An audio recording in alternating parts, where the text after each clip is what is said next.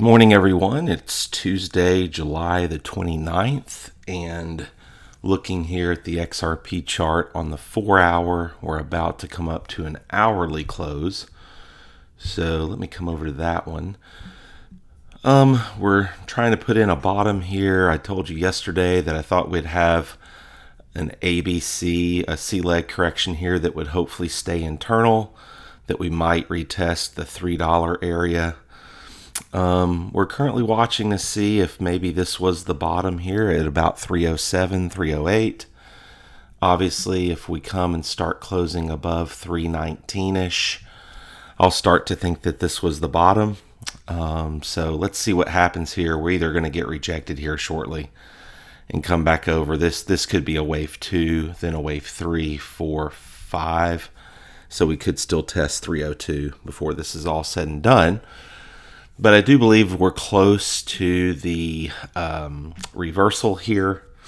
And I think from here we're going to see upside all the way into possibly the end of August. I've got August 7th marked on the calendar. I want to see where price is by then. I would love to see us up around $6 by then. And then, of course, looking at the end of the month of August, right into the beginning of September. I'm going to look to exit all markets probably somewhere around September, between September the 7th and September the 20th. It's kind of a rough range that I'm looking at. I think we're going to be to major local tops, or not local, major midterm tops, or could be the long-term cycle top.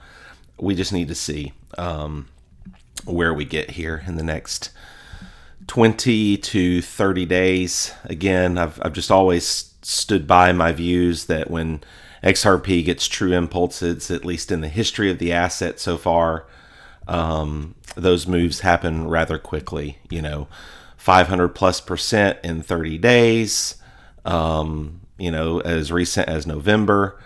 The only other true impulsive times in XRP's market on a macro cycle have been back here in March of 2017 to May, and then December of 2017. So that's the nature of what we're looking at. I think that these moves here to $5, $7, $8, those are going to be rather quick. I wouldn't say they would last more than a few weeks. So that's what we're getting ready to possibly start here. And looks like we just closed the hourly, so a couple minutes in here to the new hour candle. So let's see if we continue to get a drive upward here. If not, we're going to roll over and come back down and retest, probably right at around 302, 303 for the final leg here. This could have been 1, 2, 3, 4, 1, 2, 3, 4, 5. So let's see what happens. Not hopeful yet on a reversal, but that's where we're at with XRP. I was going to mention a couple of other things here with XRP. Someone shared the moon phase indicator yesterday. I was watching a YouTube and thought that was interesting. So there's a moon phase indicator that you can put on your chart to see how much the moon phases are correlating with the pumps. And funny enough, when the full moon occurred back here on the 10th of July, we were in the midst of that new pump up to 366. But it started, right after the new moon is when the pump started. And so we had a new moon here and we had the dump right around there. So anyway, just something that I thought was interesting. But yep, it's Tuesday. Things are looking well. Hopefully we'll stay internal here. If we roll over and we don't hold $3, then we could come down to this 280 to 275 area. I really, really, really hope that we don't do that. I hope that we stay internal here and that we hold above $3. I think that's a major psychological level. But at the same time, nothing would be hurt coming back down here to 280 or 275. But I would really hope that we would hold the momentum here and keep marching higher. And that would also keep us at about a 13% correction here for this major mid-cycle correction. So, and if everything plays out the way I'm seeing it, worst case scenario, again, I'm always trying to look at what typically happens with wave 3s on XRP. So if this was your wave 1, this was 2, this is 3. I'll count it out here for you. This was 3, very typical for a wave 3 in XRP to hit the 1886 wave extension. So that's where we hit. Looks like we're finding support just above the 1272 on the retrace.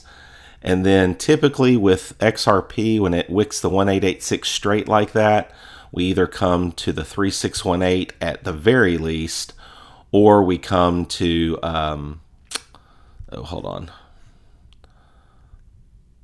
we come to there. This is wave 4.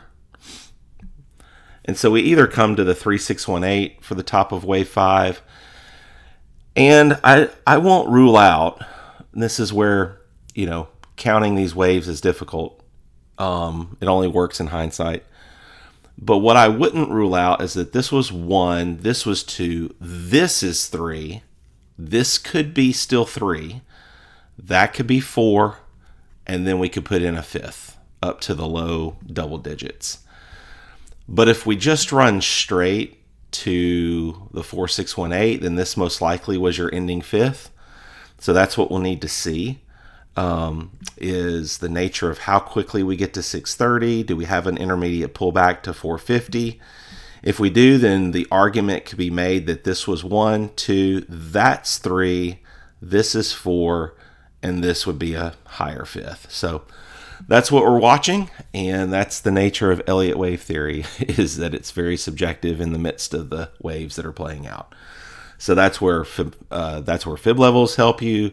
That's where looking at RSI and some of these other indicators can start to help, is because if you look at these and then you look at where this wave 5 is ending, are we showing exhaustion on the RSI? The good news here on the RSI is we've completely reloaded and reset. So we're ready for another move higher. And so let's see. Let's see as we drive up to this price, do we get a higher high on the RSI? Or is it a lower high on the RSI? If it's a lower high on the RSI, then that's where we start to think that maybe this was the ending 5th. Okay. So that's what we're watching. That's kind of the mindset. We're also looking at this volume. I'm not a huge fan of the volume yet. As you know, this is nice volume back here. This is typical of a wave 3.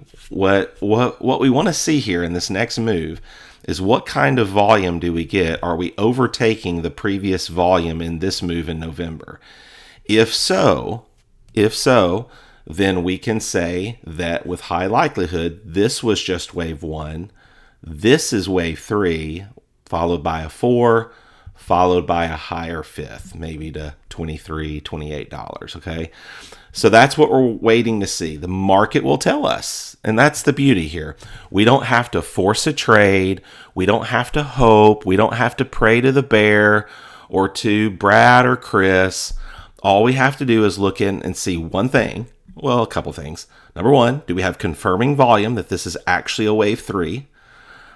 Number 2, what are we seeing on the RSI as far as relative strength, MACD, spot versus perp, premium average? This is beautiful here. This is telling me that the people that were top longing at 360 have been completely rinsed and liquidated, and now we're ready to make a healthy move higher. So that's where we're at. Hope everyone has a great Tuesday. I might be having my schedule change here in the not too distant future. With that being the case, I might be doing videos at night for the following morning. I'm not exactly sure how my schedule is going to work, but I will be continuing to give you daily updates. The timing just might change. I know typically they've been going out around 9 or 10 a.m.